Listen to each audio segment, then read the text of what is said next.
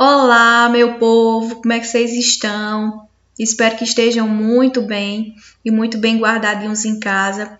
Estamos nós aqui em mais uma semana de aulas remotas e hoje estamos aqui para concluir o nosso capítulo sobre principais espaços agrários mundiais. Na aula anterior, nós vimos esses espaços no mundo central ou desenvolvido e no mundo mais periférico ou emergente. Já hoje, nossa aula ela vai focar mais na prática do protecionismo quando o assunto for agricultura e também de alguns problemas ambientais decorrentes das práticas agrícolas. Até o final dessa aula, você saberá analisar a questão do protecionismo agrícola e sua interferência no mercado mundial, sobretudo de alimentos, identificando os grupos sociais mais prejudicados nesse contexto, além de reconhecer os principais impactos ambientais associados às práticas agrícolas, contextualizando a agricultura mundial em uma perspectiva socioambiental. Então, para dar início, vamos falar primeiro de protecionismo. Então, quando eu vejo, quando eu leio, quando eu escuto a palavra protecionismo, me arremete proteção. E eu geralmente me protejo de algo que me gera perigo, né? Me gera risco.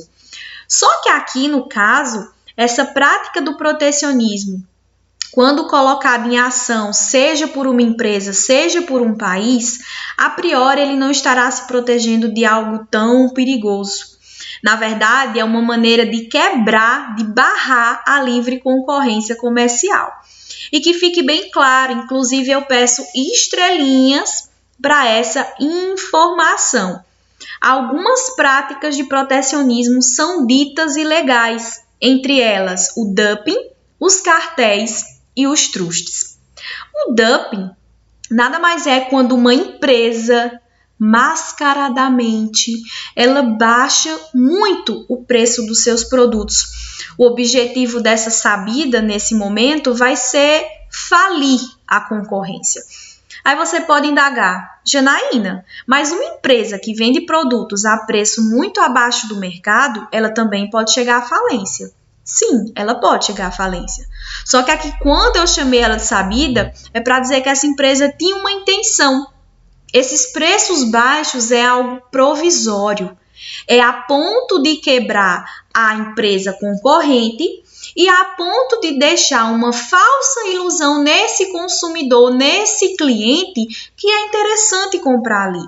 Quando essa empresa se sente estabelecida no mercado, ela vai progressivamente deixando a sua mercadoria num preço estável de mercado até conseguir ganhar o seu espaço, certo?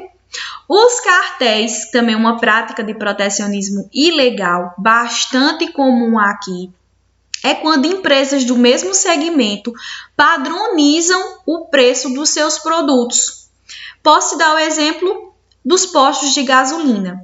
Se você tiver um olhar mais atento, inclusive, quem sabe, na sua cidade, analise o preço da gasolina. Se você for analisar, entre um posto e outro, a diferença é irrisória. E isso é ilegal, porque é uma maneira de quebrar a livre concorrência. Os trustes, outra prática de protecionismo, é quando um conglomerado de empresas, um conglomerado de empresa, na verdade, passa a trabalhar em vários segmentos. Eu trouxe aqui, por exemplo, o caso da Unilever, que é uma empresa que atua em vários segmentos, desde higiene, bebidas, alimentos em geral. Então, consegue aderir com que o máximo de público, independente do quanto ele possa pagar, consuma dos seus produtos, certo? Então, uma coisa interessante é que esse protecionismo gera muitas tensões, tanto entre quem pratica, geralmente países desenvolvidos, tanto em quem se sente prejudicado, no caso dos países emergentes. E essa prática, já que estamos falando de agricultura, é muito comum no mercado alimentício. Quais são as maneiras que uma empresa ou um país pode praticar o protecionismo? Veja você que muitas dessas vezes são maneiras mascaradas. Uma delas é pesando os impostos. O que é que pode fazer? Pode aplicar pesados impostos sobre os produtos que são importados. Dessa forma, deixam de representar uma opção vantajosa ao mercado local. Pode ainda também promover ou impor barreiras fitossanitárias. Eu citei esse exemplo para ti na nossa aula anterior, quando eu falei da PAC, Política Agrícola Comum. No caso, quando a União Europeia barrou não sei quantas toneladas de frango brasileiro, alegando ter a bactéria Salmonella, certo? Pode ainda o país oferecer expressivos subsídios aos seus produtores locais. Como é que acontece isso? Isso é muito comum nos Estados Unidos e no Brasil, onde os governos desses países oferecem para os produtores elevados subsídios e quando eles vão comercializar os seus produtos agrícolas fora do país, conseguem vender a preços inferiores. No caso da União Europeia, que lá isso não é tão comum, por que é que eles às vezes acabam impondo as barreiras fitossanitárias? Porque produtos norte-americanos ou brasileiros que chegam na União Europeia muitas vezes conseguem ser comercializados mais barato por causa desses subsídios.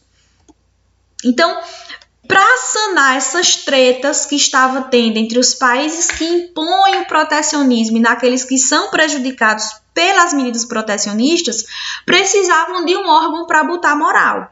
E esse órgão criado em 47 do século passado foi o GATT, numa tradução livre, Acordo Geral de Tarifas e Comércios. Então, foi o primeiro órgão para tratar de políticas ou de práticas protecionistas. O interessante é que em cada reunião, na verdade chamada de rodada, era batizada com o nome do local onde ela acontecia.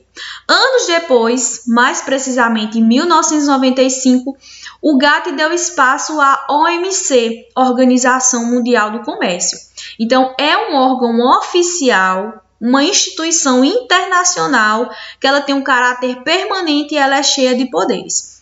Para você ter ideia, desde 2001, está rodando aí, literalmente, né, já que é chamado de rodada, está rodando a Rodada de Doha, que na verdade é a 4ª Conferência Ministerial, e recebe esse nome porque ela aconteceu nessa cidade com nome homônimo, mais precisamente no Catar. Então, essa conferência ou essa rodada estava prevista para acabar 4 anos depois, em 2005. Só que de lá para cá ela vem bolando, né? Vem rodando de novo, literalmente. Isso porque, além de ser um povo difícil de acordo, países desenvolvidos e em desenvolvimento para tratar dessas práticas protecionistas, ainda teve uma crise econômica em 2008, né? Então, isso implicou na finalização dos acordos dessa rodada de Doha. Então, quais são os principais objetivos dessa reunião? Reduzir o protecionismo comercial e as barreiras alfandegárias, além de sanar questões relacionadas a patentes comerciais. O que é isso? Quando apenas o país de origem de determinado produto, de determinada marca, é quem pode comercializá-lo. Para vocês terem ideia, já que muitas vezes, quando a gente está estudando algum assunto específico, ouvindo alguma notícia, o nosso país nem sempre é motivo de orgulho, né, de maestria, mas aqui, quando o assunto é OMC, Brasil tem uma importância muito singular. Eu até trouxe aqui uma notícia lá da Carta Capital, sugiro que vocês passem a vista por ela, se possível, onde a OMC afirma que Brasil mostra habilidades em busca de consenso, né? Em busca de sanar ou de encontrar soluções para determinados problemas. Para vocês terem ideia, como nós não somos pouca coisa quando o assunto é OMC, em 2013 tinha um brasileiro, muito bem, tinha um brasileiro na frente desse organismo internacional. Para vocês terem ideia também, quando estiverem dando uma olhadinha nessa matéria, nessa notícia, perceberão que o Brasil é um dos países emergentes que está na fila, bem na frente, nas primeiras posições de países que mais questionam, né, esse protecionismo. Muitos deles é contra os Estados Unidos e na grande maioria das vezes é vencedor, certo? Então, para dar sequência ao nosso capítulo, falaremos agora de problemas ambientais decorrentes de práticas agrícolas e o primeiro deles, claro que seria o desmatamento. Só para vocês terem ideia, segundo a FAO, entre 2000 e 2013, 13 milhões de hectares de florestas foram retirados para diversos usos. Só que o principal motivo do desmatamento a nível mundo é a agropecuária. E triste realidade, mas esse problema ambiental ocorre mais em países emergentes, como por exemplo no subcontinente da América do Sul e na África. Pode ser oriundo de diversos setores, madeireiro, mineração, mas principalmente agropecuária. Trazendo para o caso do Brasil, trouxe aqui um gráfico produzido de acordo com dados do INPE de 2005 a 2018 e mostra o nítido crescimento do desmatamento na última década. Imagine se esse gráfico fosse até o ano de 2019. E aí, para falar disso, eu preciso falar de um problema ambiental que também está associado ao desmatamento, que no caso são as queimadas, que elas podem tanto ser naturais, como acontece no bioma cerrado aqui no Brasil, ou como acontece no oeste dos Estados Unidos. Pode também ainda ser queimadas provocadas, né? Provocadas pela ação antrópica, e a maior parte delas que acontece no mundo é nessa segunda classificação. Então, desmatamento e queimadas são duas práticas extremamente associadas, até porque uma condiciona a outra e vice-versa, e ambas são muito praticadas por agricultores e pecuaristas. Então, temos uma série de consequências associadas a essa prática, desde o empobrecimento do solo, poluição atmosférica, erosão e assoreamento dos rios, além da perda da biodiversidade. Não poderia de tratar, não sei se vocês se recordam, em agosto do ano passado, houve uma série de desmatamentos acompanhados de queimadas na floresta amazônica brasileira, certo? Foi tão intenso que a fumaça, né, a poluição veio através do ar, das massas de ar, chegou até a cidade de São Paulo, onde uma determinada tarde é como se tivesse anoitecido mais cedo, e a chuva naquele dia veio escura. Muitos moradores, inclusive, armazenaram essa água da chuva em garrafas para demonstrar. E um dos absurdos que eu já vi na minha vida enquanto professora de geografia é dizer que essas queimadas que aconteceram ano passado foram queimadas naturais. Então, isso é impossível acontecer isso numa floresta dita equatorial no porto da floresta amazônica. Se vocês derem uma olhadinha aqui nessa primeira ilustração, na tua esquerda inferior, mostra os meses com menos chuva na floresta amazônica, né? Só que é o seguinte, apesar de agosto estar incluso nesses meses de ter menos chuvas, mas a floresta não deixa de ser uma floresta equatorial úmida, então é impossível haver queimadas naturais como acontece no Cerrado, tá? Então, nessa segunda imagem, nessa segunda ilustração à tua direita, tem as diversas causas das queimadas, né? A maior parte delas, como vimos anteriormente, junto com o desmatamento, é proveniente de atividades agropecuárias, mas também pode ser para a limpeza de pastos, vandalismos, disputas fundiárias, muito comum no Brasil, inclusive é o tema do nosso próximo capítulo. Um outro problema ambiental é a erosão. Se você der uma retomada lá no ano passado, não sei se você vai conseguir lembrar, mas também por essa época, segundo bimestre, estávamos estudando a erosão, que é um processo externo de transformação tanto dos solos quanto dos relevos, e é nada mais nada menos o processo de desgaste dessa superfície, certo? Então, a erosão, ela acontece onde ocorre agricultura e pecuária por causa de práticas inadequadas, certo? Como desmatamento, construção de estradas ou até por motivos naturais, como o caso dos agentes externos, a ação do vento, da chuva, enfim. Só que o que acontece, pessoal? Veja que um problema ambiental muitas vezes condiciona o outro. Um solo desnudo, ausente de vegetação, vai fazer com que a gota da chuva tenha muito mais força no impacto sobre esse solo. Estudamos ano passado que esse impacto da gota da chuva no solo se chama de splash. E as folhas das árvores têm esse papel de diminuir o impacto. Essa gotinha passando de folha por folha até chegar no solo ela perdeu muito da sua força. Então, essa erosão pode vir de 3 tipos: em sulcos, que é quando a água fica escoando superficialmente; em ravinas, quando esses sulcos se tornam tanto quanto mais profundos; ou ainda as vossorocas, como visto nessa imagem aqui em Minas Gerais. Aqui, localmente, chamamos vossoroca de grota, e geralmente é um caso de erosão que já se encontra em processo irreversível.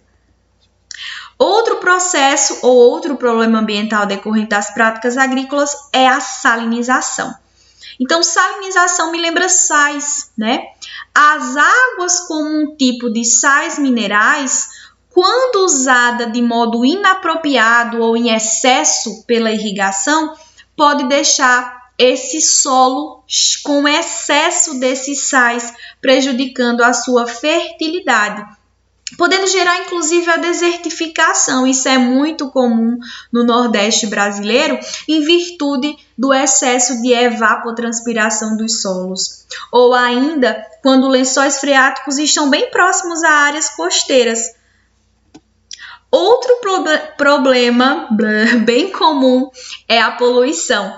Só que no caso aqui, a poluição a qual eu me refiro não é nem em relação à emissão de CO2, de gases tóxicos, nem poluição sonora visual, mas é aquela poluição bem típica do campo ou de práticas agrícolas associadas ao uso de agrotóxicos ou demais produtos químicos. Tem aqui um dado importante da Organização Mundial da Saúde, que diz que dos 3 milhões de casos de intoxicação agudas por uso inadequado de defensivos químicos registrados anualmente no mundo, os quais provocam a morte de mais de 20 mil pessoas, 2,1 milhões são registrados nos países em desenvolvimento. E aqui uma notícia muito triste é que nós, enquanto Brasil, somos o país que mais consome esse tipo de produtos. Então, é muito comum, como nós falamos na primeira aula desse capítulo, que países emergentes ou em desenvolvimento tenham um certo afrouxamento quanto ao uso dessas substâncias, né?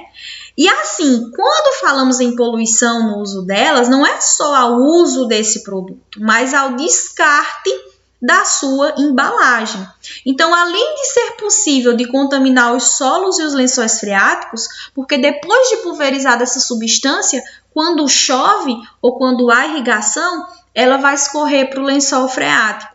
Pode ainda prejudicar a saúde humana ou da biodiversidade local. Para vocês se aprofundarem um pouco mais na causa, eu trouxe uma reportagem do Profissão Repórter que eu trago sempre para os meus alunos quando estudamos esse assunto, que fala do impacto do agrotóxico na saúde, trazendo para o caso do Brasil. E o que nos chama a atenção nessa reportagem é porque traz uma cidade aqui no Ceará, Limoeiro do Norte, né? Uma médica, ela suspeitava do índice de pessoas que morriam da mesma doença, no caso o câncer, nessa cidade, que é um perímetro irrigado e de fruticultura aqui no Ceará. E ela foi atrás de saber disso e as respostas que vocês vão ver nessa reportagem nos abismam. Então, passe à vista, vale super a pena, certo? Então, para vocês fixarem os conhecimentos dessa aula, se divertirem um pouquinho, eu selecionei algumas páginas e algumas questões, tanto da nossa apostila quanto do nosso caderno de atividades.